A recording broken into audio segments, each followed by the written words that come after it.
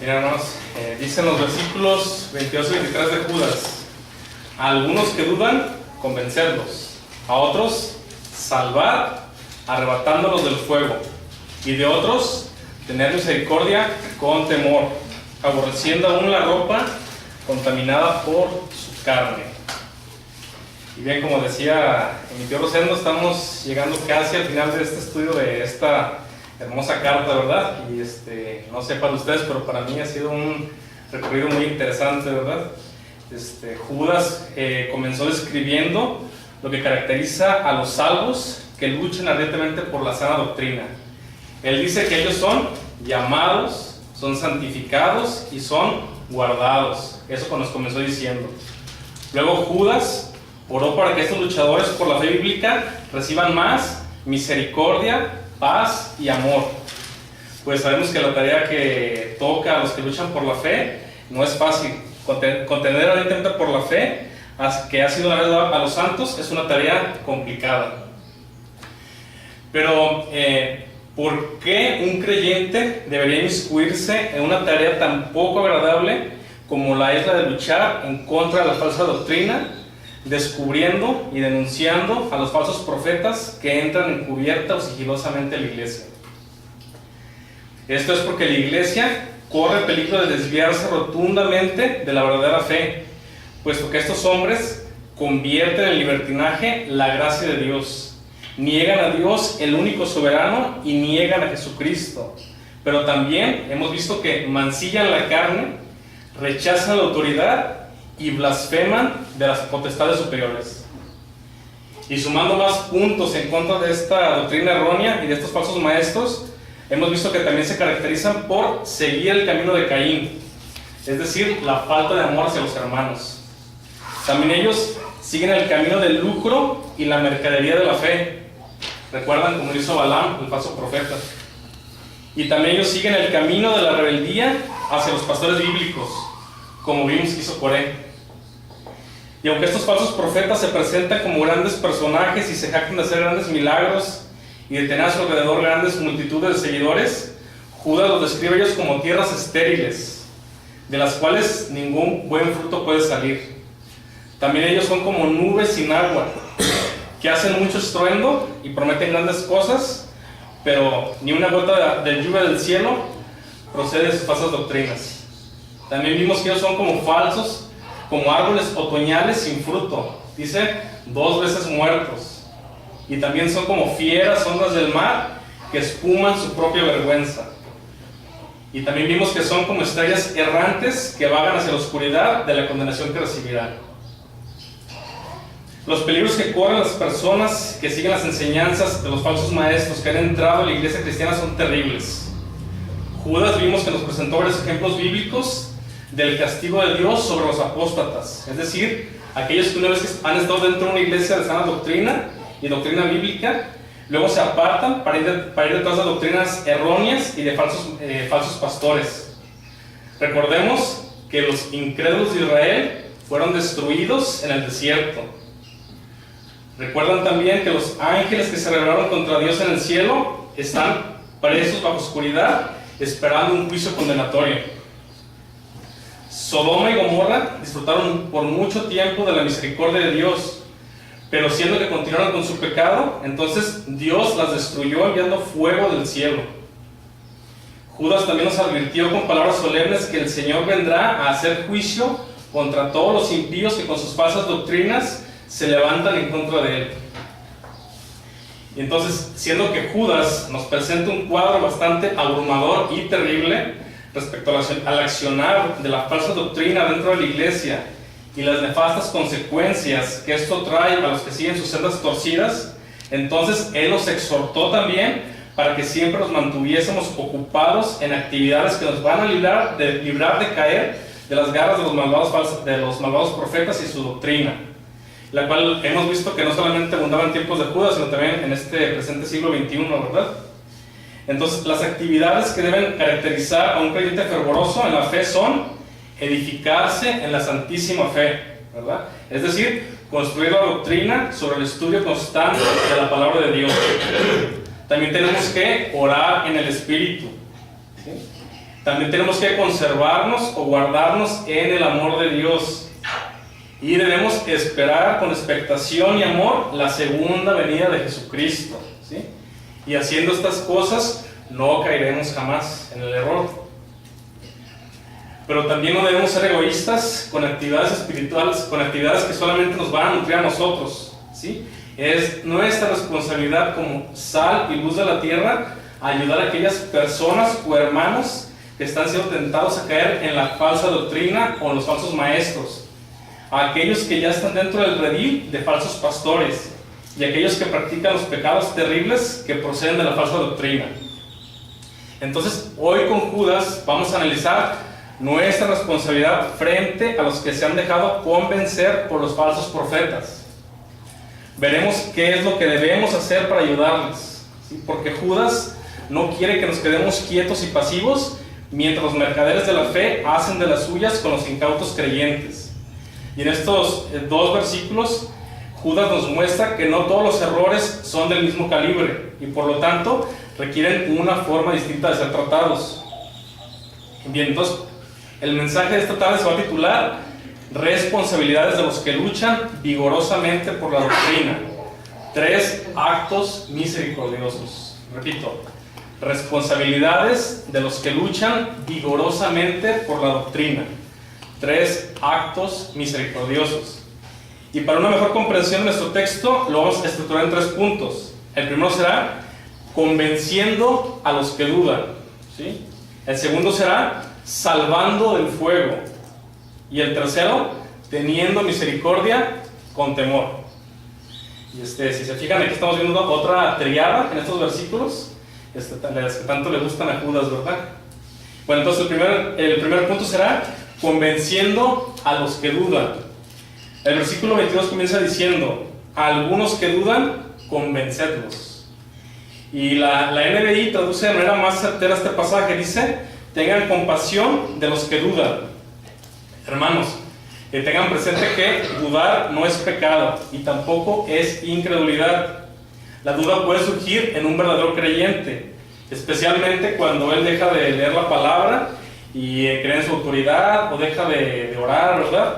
Pero los débiles en la fe son los más propensos a dudar, aunque ella puede visitar de vez en cuando a los que consideramos cristianos espiritualmente fuertes, ¿sí? Aquellos hermanos que están empezando la vida cristiana o no han sido muy responsables en los uso de los medios de gracia y por lo tanto han tenido poco crecimiento en el conocimiento de la palabra de Dios, estos se convierten en presa fácil de los falsos maestros. La falsa doctrina de la apostasía que permea la iglesia cristiana encuentra como caldo de cultivo e invernadero a creyentes nuevos, a los débiles, a los inconstantes y a los indecisos. Es muy común que esta clase de creyentes ande buscando cosas nuevas para escuchar.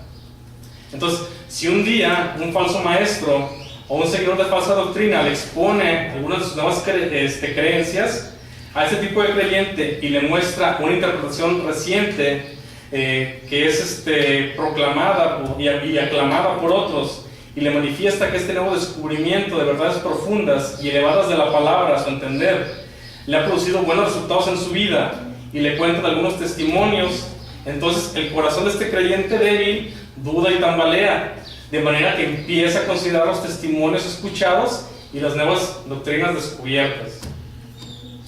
También los falsos maestros son hábiles en el arte de la retórica y la manipulación. Ellos buscan los grandes medios de comunicación para convencer con sus falsas doctrinas a los incautos.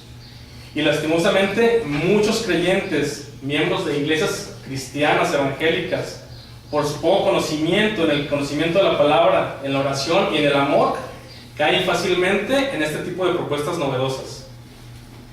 Dice R.C. Sproul, dice: no todos los falsos predicadores hablan falsedad con fines malévolos. Dice: muchos también lo hacen por ignorancia. Sin embargo, debemos huir tanto de los malvados como de los ignorantes, ¿sí?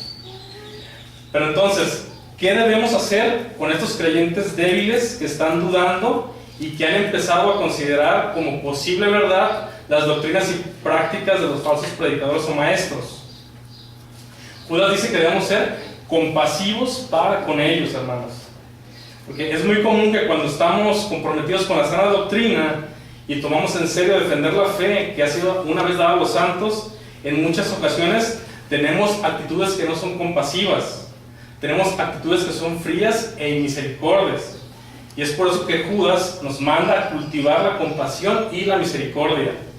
Pues hay que recordar que no se trata de una pelea entre personas, sino contra la falsa doctrina. Siempre tenemos que tener presente esto, hermanos. Luchamos por la fe cristiana porque consideramos que ella es la absoluta verdad en asuntos espirituales, y que si alguien no está en esa verdad, entonces le espera la condenación eterna. Y entonces no debemos ser ligeros en considerar o llamar a las personas que dudan como herejes. No debemos despreciarlos. Antes, por el contrario, la actitud cristiana de un luchador por la fe es mostrar compasión, es estar dispuesto a soportarlo y ayudarlo con amor, para que éste despeje sus dudas y a través de la palabra guiarlo a afirmarse en la fe cristiana bíblica e histórica que ha sido profesada por los piadosos siervos del Señor en todas las generaciones. El apóstol Pablo también exhorta a los creyentes para que sean guerreros y defensores de la fe, pero les advierte que esto debe ser en el correcto espíritu de amor, la humildad y la compasión cristiana. En la primera carta de Pedro 3:15 dice: sino santificad a Dios el Señor en vuestros corazones, y estad siempre preparados para presentar defensa con mansedumbre y reverencia ante todo el que os demande razón de la esperanza que hay en vosotros. Entonces, los creyentes que dudan deben ser convencidos, y esto es una responsabilidad de los creyentes maduros, hermanos. No a través del cruel desprecio o palabras ofensivas o burlas, sino a través del amor paciente que le instruye una y otra vez por medio de la palabra, con el fin de que comprendan las verdades bíblicas y miren la falsa y peligrosa que son las doctrinas nuevas que se inventan algunos líderes que se hacen llamar cristianos.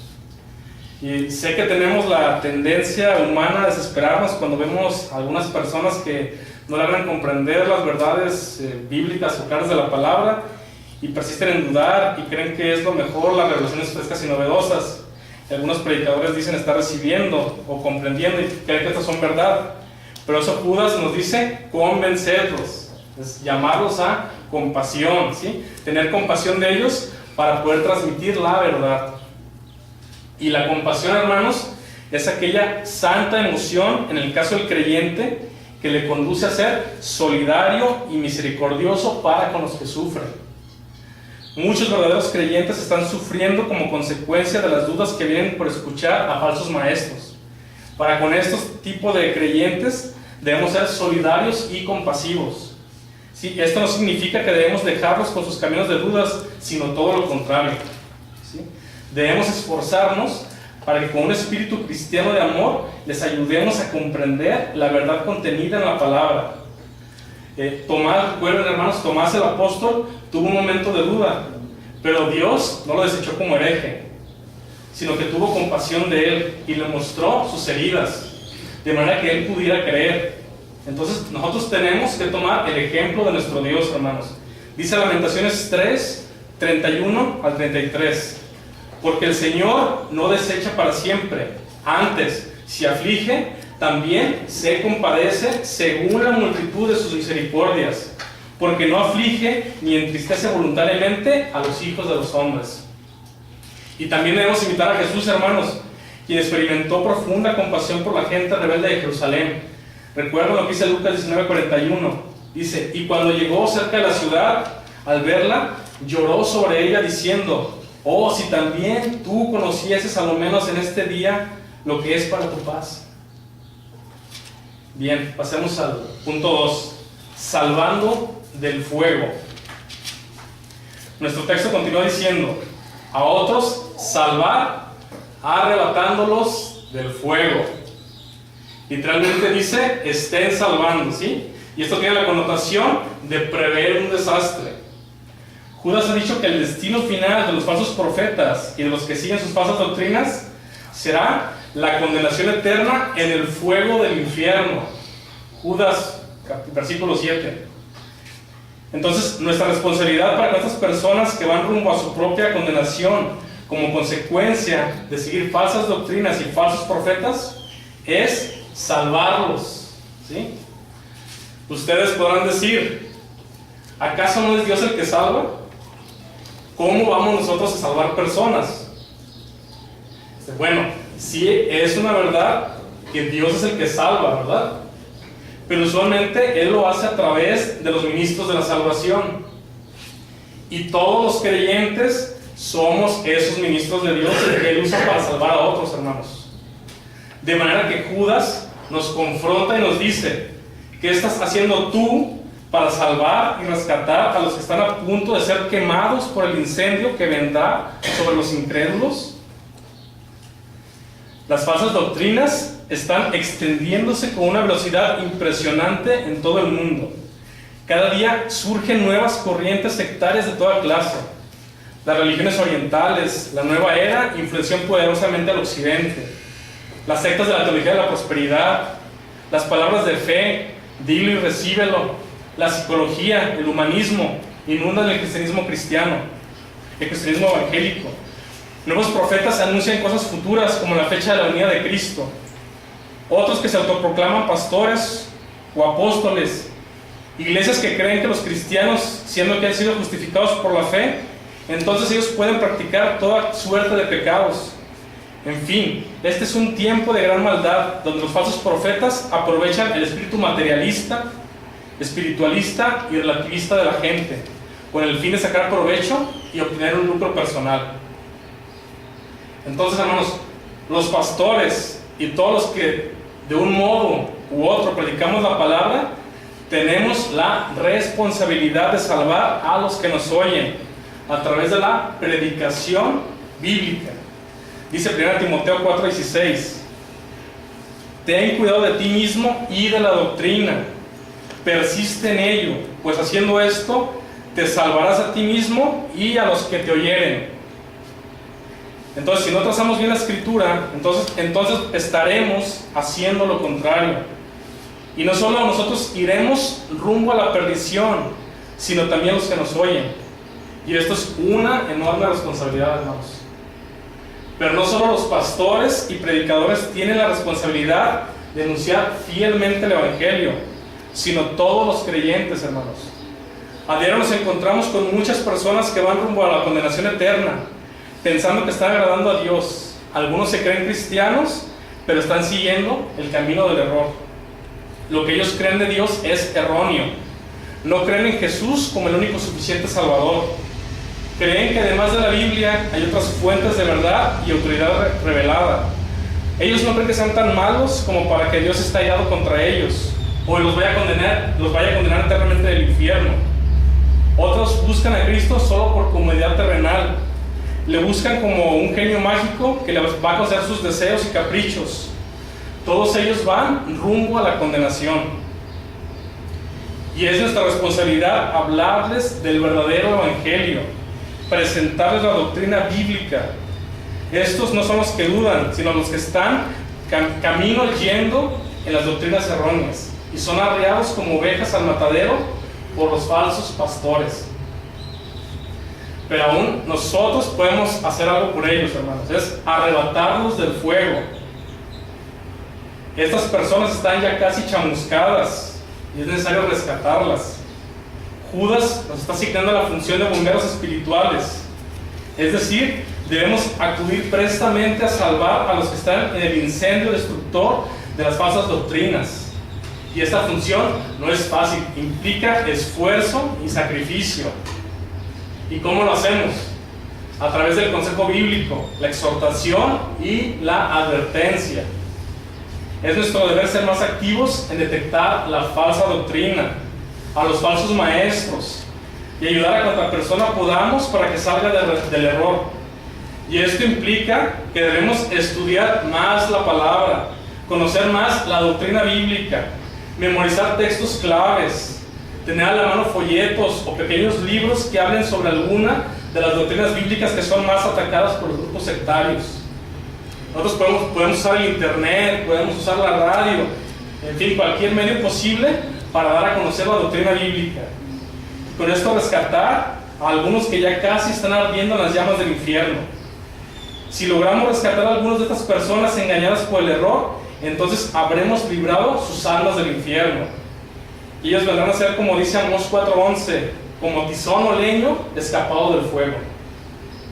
Por eso, hermanos, estamos para convencer a los que dudan a través de la palabra. Y vamos a pasar a nuestro último punto. Dice, teniendo misericordia con temor. Dice el versículo 23, y de otros tener misericordia con temor, aborreciendo aún la ropa contaminada por su carne.